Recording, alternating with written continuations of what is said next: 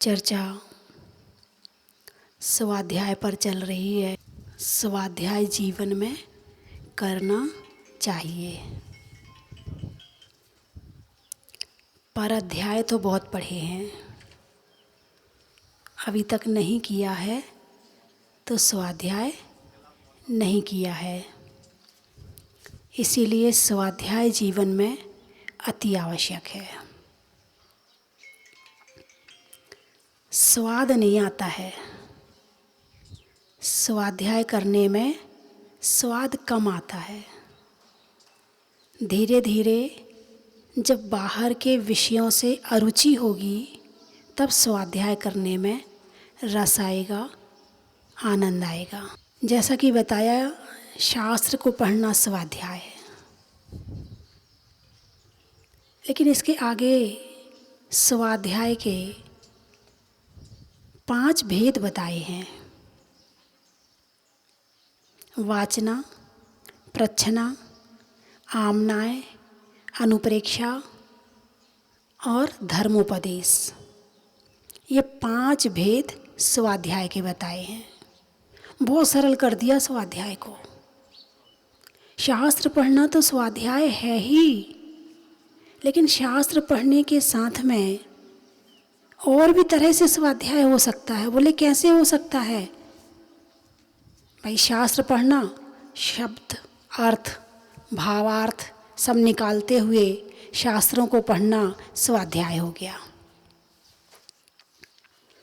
लेकिन इसके साथ प्रच्छना, प्रश्न पूछना। क्या पूछना? प्रश्न पूछना। कौन से प्रश्न पूछना? धर्म से संबंधित या अपने घर गृहस्थी संबंधित।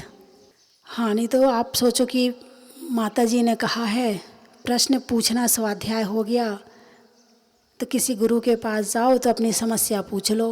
महाराज मेरी लड़की की शादी नहीं हो रही, और ये बताया था प्रश्न पूछना स्वाध्याय है, शायद ये भी स्वाध्याय के अंतर्गत ही आता होगा, मगर ऐसा नहीं है।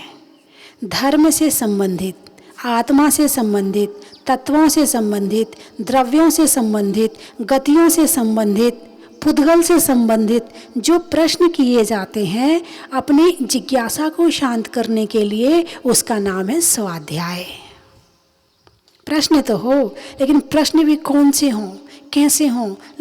जब कभी विधान आदि होता है तो महिलाएं प्रश्न पूछती, पीली साड़ी पहनना है? अच्छा, पीली साड़ी पहन ले, और पीला पर्स भी लाना है क्या? अच्छा, पीली चूड़ी भी पहनना है? मैंने कहा बताओ, प्रश्न पूछने को स्वाध्याय कहा तो ये प्रश्न कौन से पूछ रही हैं? और प्रश्न वो पूछे जाते हैं जिसका उत्तर उन्हें पता होता है। देखो क्या बोलते हैं, एक प्रश्न को 4 जगह पूछा जाता है। उन महाराज के पास गए थे, महाराज ये कैसे होता है, माला कैसे जपनी चाहिए, हाथों से माला कैसी फेरनी चाहिए? महाराज ने बताया यहाँ हाथ रख के ऐसे करके। अच्छा, उन महाराज के पास गए थे, वो तो यहाँ से बता रहे थे। ओहो, तुम तो महाराज को लड़ा दोगे है। तुम प्रश्न नहीं पूछ रहे, तुम जिज्ञासा शांत नहीं कर रहे, तुम तो एक अज्ञानता प्रकट कर रहे हो। प्रश्न क्या है महाराज? आत्मा क्या है? परमात्मा क्या है? कैसे आत्म तत्व की प्राप्ति हेतु साधन करूं? कैसे आत्मज्ञान की प्राप्ति हेतु मैं आगे बढ़ूं? मैं स्वाध्याय कैसे करूं? बताइए महाराज। समोशरण कैसा होता है? बताइए महाराज। दिव्य ध्वनि में क्या कहा जाता है? बताइए महाराज। प्रश्न ऐसे होते हैं। तो प्रच्छना, जब आपने प्रश्न किया और प्रश्न करने के बाद उसका उत्तर शास्त्रोक्त विधि से जब मिला तो उसका नाम हो गया स्वाध्याय। क्योंकि स्वाध्याय उस प्रश्न पूछने में और उस उत्तर पाने में आत्मा की ही चर्चा है, उसमें कहीं ना कहीं संसार की चर्चा नहीं है। और यदि संसार की भी चर्चा है तो संसार से निकलने की चर्चा है, संसार में फंसने की चर्चा नहीं है। इसलिए प्रश्न पूछना भी स्वाध्याय के अंतर्गत ही आता है। वाचना, प्रच्छना, आमनाय, आमनाएं भी स्वाध्याय है। ये आमनाएं क्या है, इसका अर्थ तो बताओ माता जी। ये तो शब्द ही शायद पहली बार ही सुना होगा, यदि सुना भी होगा तो हमारी आमनाएं में ऐसा नहीं होता है, इसलिए सुना होगा, बाकी और तरह से नहीं सुना होगा। तो आमनाएं का मतलब होता है कि जो पाठ कर रहे हैं, जो पढ़ रहे हैं, उसे शुद्ध उच्चारण करना। कैसा उच्चारण करना? शुद्ध उच्चारण करना। यदि शुद्ध उच्चारण करके नहीं पढ़ रहे हो तो भी मामला गड़बड़ है। पढ़ने वाले इतना गलत पढ़ते हैं, कई बार तो इतना गलत पढ़ते हैं कि पढ़ करके मन में ऐसा लगता है कि ये पढ़ भी रहे कि नहीं पढ़ रहे। जब तक शब्द का अर्थ निकालते हुए नहीं पढ़ोगे तब तक पढ़ने में गलती अवश्य होगी, और जब शब्दों का अर्थ निकालते हुए पढ़ोगे तो शब्दों में फिर गलती होने वाली नहीं है। अब पढ़ते हैं, मान लो विनय पाठ पढ़ रहे हैं, वीत राग मैटो अवे भैटो राग कुटेव, इसका अर्थ समझे आप? अरे बोलिए ना, नहीं समझे? अर्थ ही नहीं पता है, बस पढ़ने से मतलब है। कहा गया है कि पूजा करना चाहिए, उसमें विनय पाठ पढ़ना चाहिए, तो विनय पाठ पढ़ लिया है। अब क्या पढ़ रहे हैं ये नहीं पढ़ना पता है। कई कई तो पंडित जी भी गलत पढ़ देते हैं। वीत राग मैटो अवे, यानी हे भगवान, जितनी वीत रागता है, जितना राग द्वेष को दूर करने का भाव है, उसे तो मैट दो, और जितना मिथ्यात्व है उसे भेंट दो, यानी वो दे दो सारा। तो पूजा भी करो तो एक एक लाइन शुद्ध पढ़नी चाहिए, एक एक शब्द शुद्ध पढ़ना चाहिए, तभी उसका फल मिलता है। इसका नाम है आमनाएं। आप पाठ कर रहे हो, आप निर्वाण कांड पढ़ रहे हो, दो बलभद्र मुकत में गए। क्या कहा? दो बलभद्र, निर्वाण कांड में आता है, दो बलभद्र मुकति में गए। अब इसका तो मामला ही गड़बड़ कर दिया। दो बलभद्र मुफत में गए। बताइए क्या करूं, कैसे समझाऊं? दो बलभद्र मुफ्त में गए, कहाँ चले गए? मुफ्त में मोक्ष चले गए। उन्हें कुछ नहीं करना पड़ा, उन्हें कोई प्रयास नहीं करना पड़ा, उन्हें कोई पुरुषार्थ नहीं करना पड़ा, मुफ्त में चले गए वे तो। हाँ बिल्कुल सही बता रही, पढ़ने वाले पढ़ते हैं। यदि उनके पढ़ने को सुनो तो आपको हंसी आ जाए। आप नकल भी करते हो, उसमें भी अकल नहीं लगाते हो। लिखने वाले ने सही लिख दिया, लेकिन पढ़ने वाला सही नहीं पढ़ पा रहा है। अरे कम से कम आपको लिखना नहीं आता है तो कम से कम पढ़ना तो आना चाहिए। लिखना भी नहीं आता है और पढ़ना भी नहीं आता है तो आगे कैसे बढ़ोगे? स्वाध्याय कैसे होगा? तत्व ज्ञान कैसे होगा? कैसे हमें जीव और आत्मा की जानकारी मिलेगी? यदि जब हम यही पढ़ेंगे कि दो बलभद्र मुफ्त में गए तो मामला गड़बड़ हो जाएगा। और ऐसे एक नहीं, पूजा की, पाठ की बहुत सारी लाइनें हैं। एक बार तो मेरे पास 6 ढाला का पाठ चल रहा था, करवाती हूँ, मुझे बहुत अच्छी लगती है 6 ढाला, उसमें बड़ा भाव भरा हुआ है। तो 6 ढाला का पाठ चल रहा था, उसमें एक लाइन आई है, मोक्ष महल की प्रथम सीढ़ी या बिन ज्ञान चरिता। पढ़ने वाले क्या पढ़ रहे? मोह महल की प्रथम सीढ़ी। मैंने कहा बहन जी जरा देख के पढ़िए, ये मोक्ष लिखा है कि मोह लिखा है? बस मोह देख करके समझ लिया कि मोह हो सकता है, मोक्ष नहीं हो सकता है। आगे का शब्द देख लिया ना, एक शब्द मोह, अब उसके आगे की देखने की तो जरूरत है ही नहीं है। मोह होगा, मोक्ष तो हो ही नहीं सकता, क्योंकि मोक्ष की तो भावना है ही नहीं है। मोह भरा पड़ा है अंदर में, तो मोक्ष की जगह भी क्या नजर आ रहा है? मोह नजर आ रहा। मोह महल की प्रथम सीढ़ी। ऐसे तो प्रतिदिन ही मेरे पास ऐसे सामने मेरे पढ़ने वाले आते हैं जो पता नहीं, मुझे लगता है कि जब ये शब्दों की गहराई में नहीं उतर पा रहे हैं तो ये जीवन की गहराई में कैसे उतरेंगे?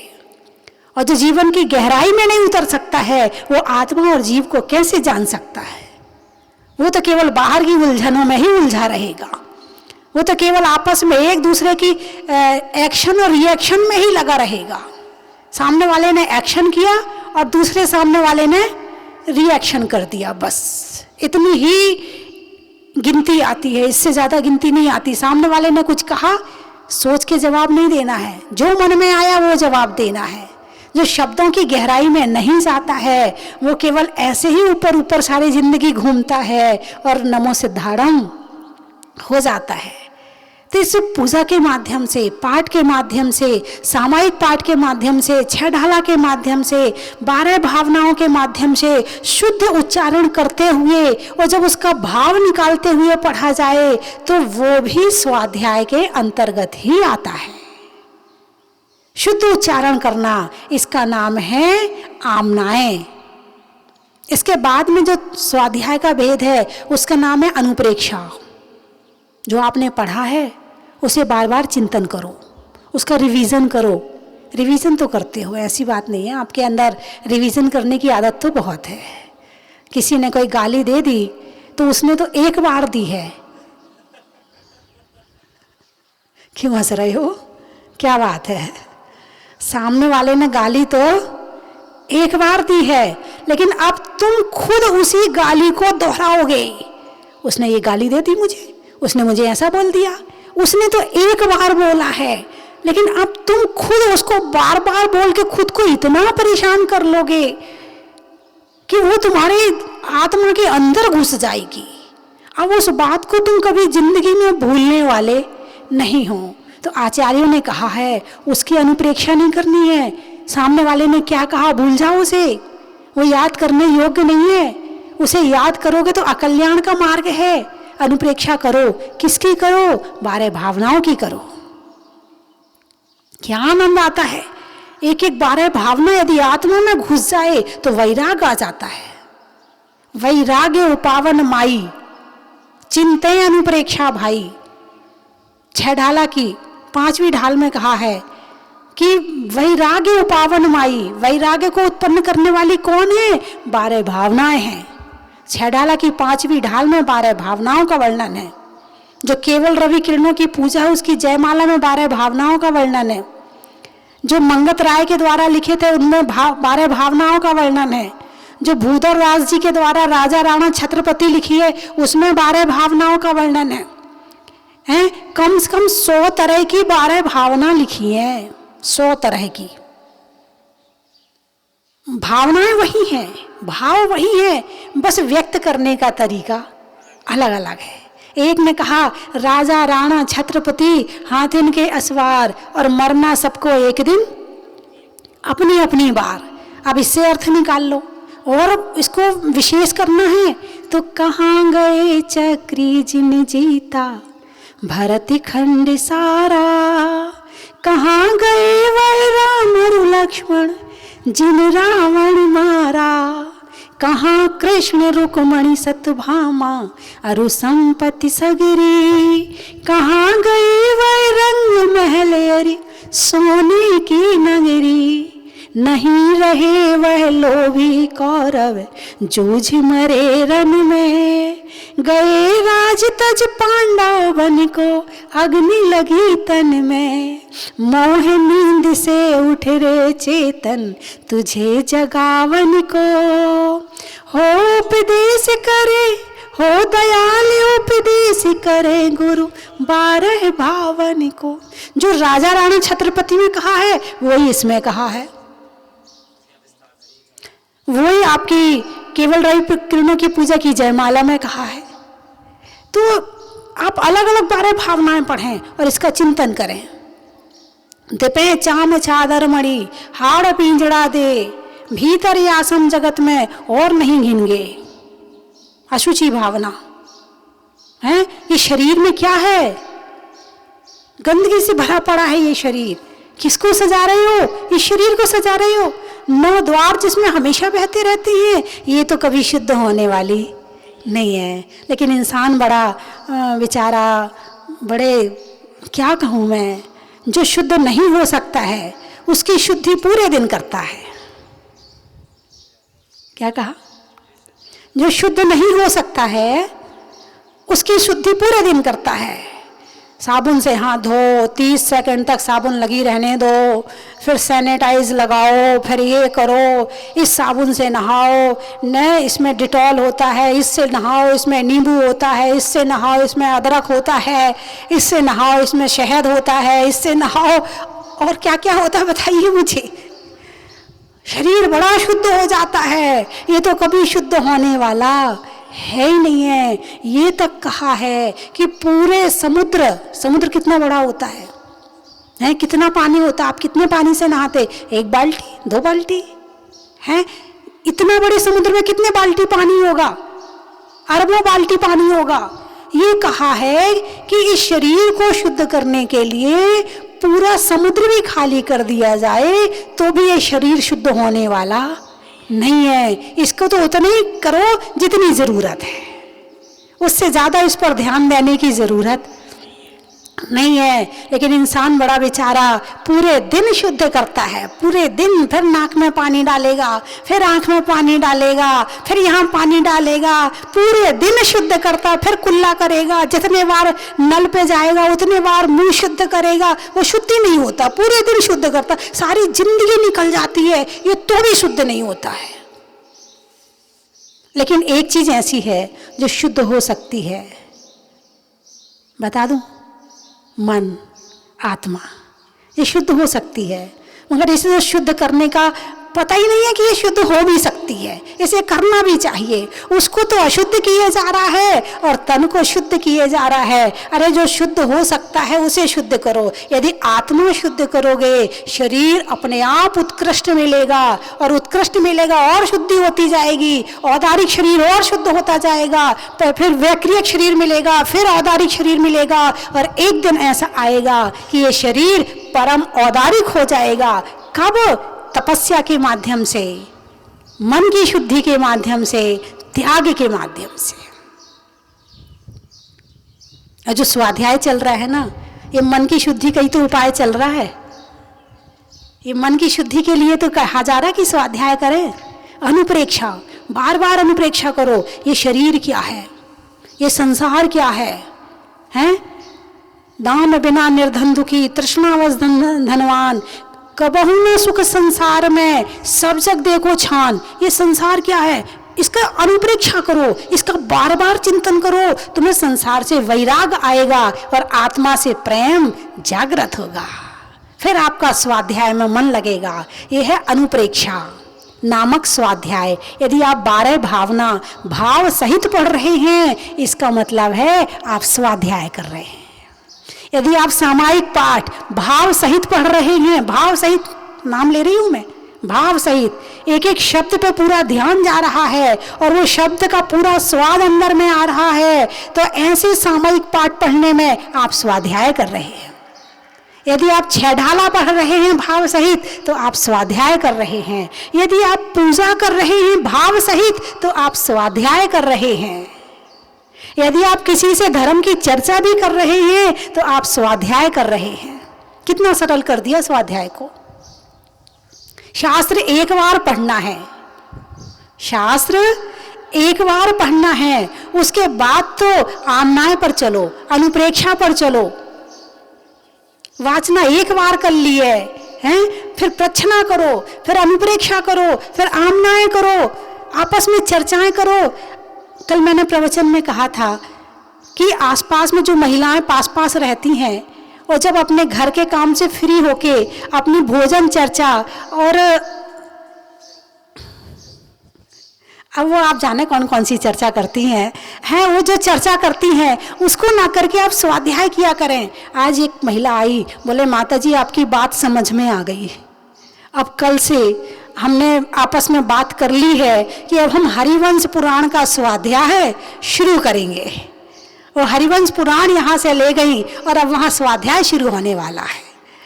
तो बात समझ में आनी चाहिए। तो जो समय हम पाप में लगा रहे हैं वही पुण्य में लग जाएगा, जो समय हम अशुभ में लगा रहे हैं वही शुभ हो जाएगा। और ये ताकत केवल किसके पास है? मनुष्यों के पास है। त्रियंच स्वाध्याय कर सकते हैं क्या? नहीं कर सकते हैं। नारकी स्वाध्याय कर सकते क्या? नहीं कर सकते हैं। और देवता जो है उन्हें एक बार में जितना ज्ञान होता है बस उतना ही रहता है, उससे आगे नहीं बढ़ता है। जन्म लेने के बाद उन्हें जितना ज्ञान होता है वो उतना ही रह जाता है, वो आगे नहीं बढ़ता है। लेकिन मनुष्य एक ऐसा प्राणी है, वो जितना ज्ञान लेकर पैदा होता है उससे असंख्यात गुना ज्ञान बढ़ा करके मृत्यु को प्राप्त कर सकता है, समाधि मरण कर सकता है, निर्वाण प्राप्त कर सकता है, केवल ज्ञान प्राप्त कर सकता है। एक मनुष्य में ही ऐसी ताकत है। तो अपने जीवन की कीमत पहचानो। और ये लॉकडाउन का समय मिला है। कौन सा समय मिला है?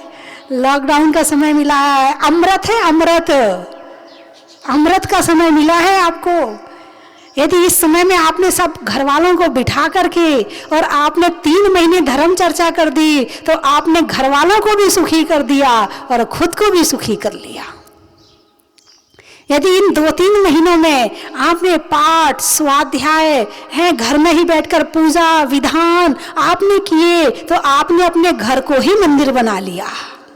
वैसे तो मंदिर आ जाते थे पूजा करने के लिए, घर में पूजा हो नहीं पाती थी। मंदिर किसे कहते हैं? जहाँ पूजा हो, जहाँ ध्यान हो, जहाँ स्वाध्याय हो, किसे कहते हैं पूजा? तो मंदिर आपने अपने घर को बना लिया। चलिए ये मंदिर जरूरी है क्योंकि जैसा कि बताया सम्मोशरण जरूरी है, लेकिन जब आप नहीं आ पा रहे हैं और आपने अपने घर को ही मंदिर बना करके किया है तो आपसे बड़ा कोई धर्मात्मा हो ही नहीं सकता है। जो समय आप धंधा में लगा रहे थे, जो समय आप ग्राहकों में लगा रहे थे, जो समय आप यहाँ वहाँ भिड़ने में लगा रहे थे, लड़ने में लगा रहे थे, उस समय को आपने घर में रह करके और आपने ध्यान साधना अध्ययन में लगा दिया है, आपने समय सार्थक कर लिया है। तो मैं तो ये कहूँगी कि कोरोना की बीमारी सबके लिए बुरी नहीं है।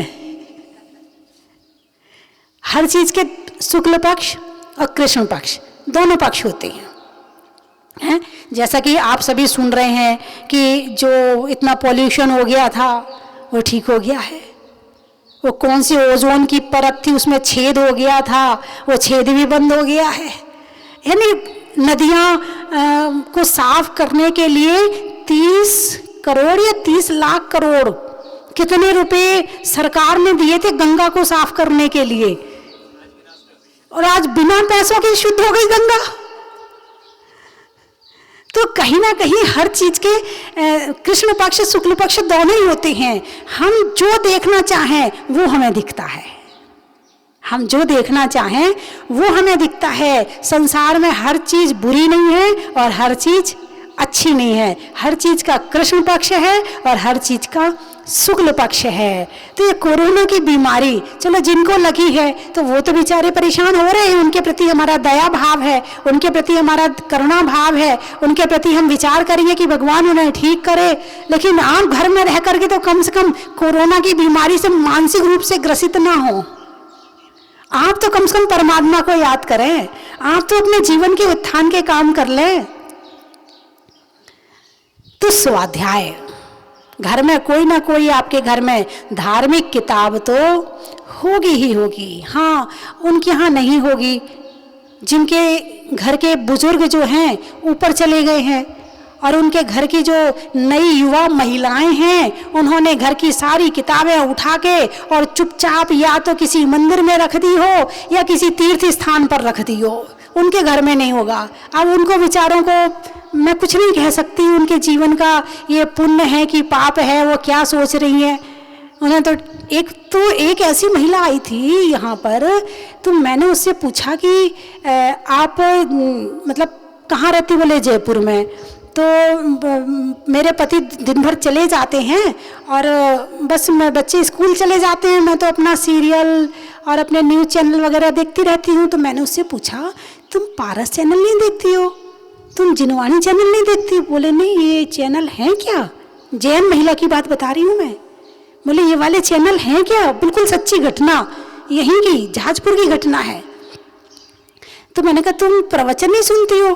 तो बोले नहीं मैं तो नहीं सुनती हूँ। ओहो, मैंने कहा ऐसे लोग भी हैं संसार में जिन्हें ये भी नहीं पता है कि पारस चैनल जिनवाणी चैनल भी है, साधु संत के प्रवचन भी आते हैं। बोले अब आप कह रही हो चलो मैंने कहा मेरे कहने से सुनोगी, सुनोगी तो सही। एक तो महिला बोली मुझे तो जहाजपुर का मैंने कभी नाम ही नहीं सुना। मैंने पूछा क्यों?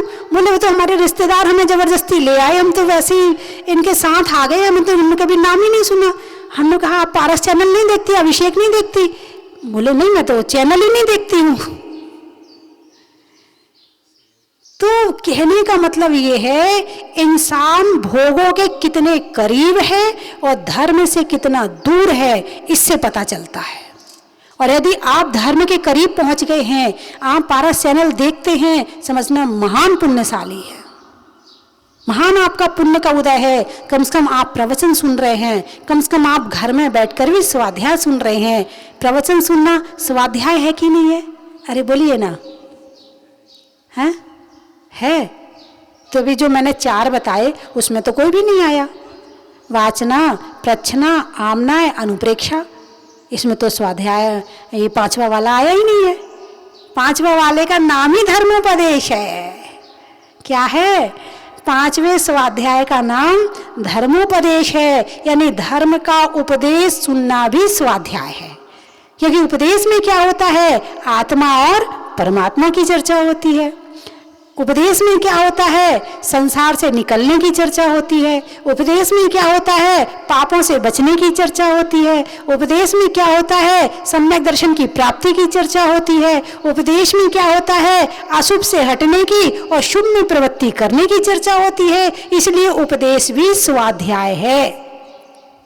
और जितनी देर आप स्वाध्याय कर रहे हैं उतनी देर आपकी इच्छाएं शांत हैं, उतनी देर आपका मन शांत है, उतनी देर आप अशुभ से बचे हुए हैं, उतनी देर आप क्रोध, मान, माया, लोभ से बचे हुए हैं, उतनी देर आप हिंसा, झूठ, चोरी, कुशील, परिग्रह से बचे हुए हैं, उतनी देर आप राग, द्वेष, मोह से बचे हुए हैं। और सबसे कीमती समय कौन सा होता है? सबसे कीमती समय यही होता है कि पापों से बच करके बैठें और उपदेश श्रवण कर रहे हों, वाचना सुन रहे हों, प्रच्छना सुन रहे हों, आमनाय कर रहे हों, अनुप्रेक्षा कर रहे हों। वह सबसे कीमती समय यही होता है।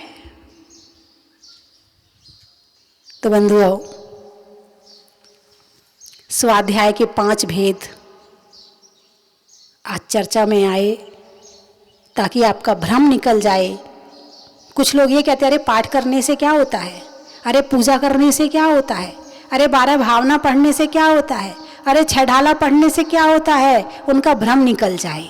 क्या होता है वो मैंने बता दिया कि क्या होता है। जो होता है वो कहीं और नहीं होता है। जो मिलता है वो लाखों रुपए खर्च करने पर भी नहीं मिलता है। लेकिन पाठ भी करें तो बड़े भावना से करें, निर्वाण कांड पढ़ें, एक एक का नाम लेकर उन्हें याद करते हुए पढ़ें। 2 बलभद्र मुक्ति में गए, ऐसे आराम से पढ़ें। एक एक लाइन को अंदर डाल डाल के पढ़ें, जल्दी जल्दी नहीं पढ़ें। अच्छा 12 भावना पढ़ने का नियम है रोज, अच्छा ठीक है आज ना मेरा तो रोज का ही पाठ करने का नियम है। राजा राणा छत्रपति हाथ दिन के मरना सब अपनी अपनी बोला दल बल दे दीजिए, तो माता पिता परिवार सब मरती भी दिया जिसको। आपने केवल औपचारिकता पूरी करी है। आपने जिस उद्देश्य को लेकर के आपने पढ़ने का नियम लिया था, उद्देश्य तो खत्म हो गया, मात्र कोरा वो रह गया। जैसे एक शरीर में से आत्मा निकल जाए और मात्र शरीर रह जाए तो शरीर की क्या कीमत है, वो आप ही बताइए मुझे। ऐसे ही पाठ करने में से यदि भाव निकल जाते हैं तो बस वही कीमत शरीर बचने वाली और आत्मा निकलने वाली होती है। इसीलिए आप एक लाइन भी पढ़ें तो बड़े भाव से पढ़ें, बड़ी भक्ति के साथ पढ़ें, ताकि जीवन में कुछ रस अध्यात्म का, कुछ ज्ञान अध्यात्म का अंदर जा सके। एक भजन भी बोलो तो बड़े भाव से बोलो, वो भजन आपके अंदर उतर जाए। आत्मा के रहने के लिए तन का, आत्मा के मन का और पढ़ने में भजन का, बच्चों में बाय बाय का, गुरुओं में उपाध्याय का और करने में स्वाध्याय का, चंद्रमा में गुरुत्वाकर्षण का, भौतिकता में आकर्षण का और भगवान मुनि सुब्रतनाथ जहाजपुर वाले भगवान के दर्शन का, वहीं बैठे बैठे दर्शन कीजिए। जब तक नहीं आ पा रहे हैं तब तक घर में ही दर्शन कीजिए, लेकिन कीजिए ज़रूर। कल आपको बताऊंगी कि घर में बैठकर दर्शन करने से क्या होता, कल बताऊंगी आपको बड़ा आनंद आएगा। आपको तो बड़ी छोटी सी चीज़ लगती है, लेकिन ये कितनी बड़ी चीज़ है मैं कल बताऊंगी आपको। बोलिए 24वें भगवान की।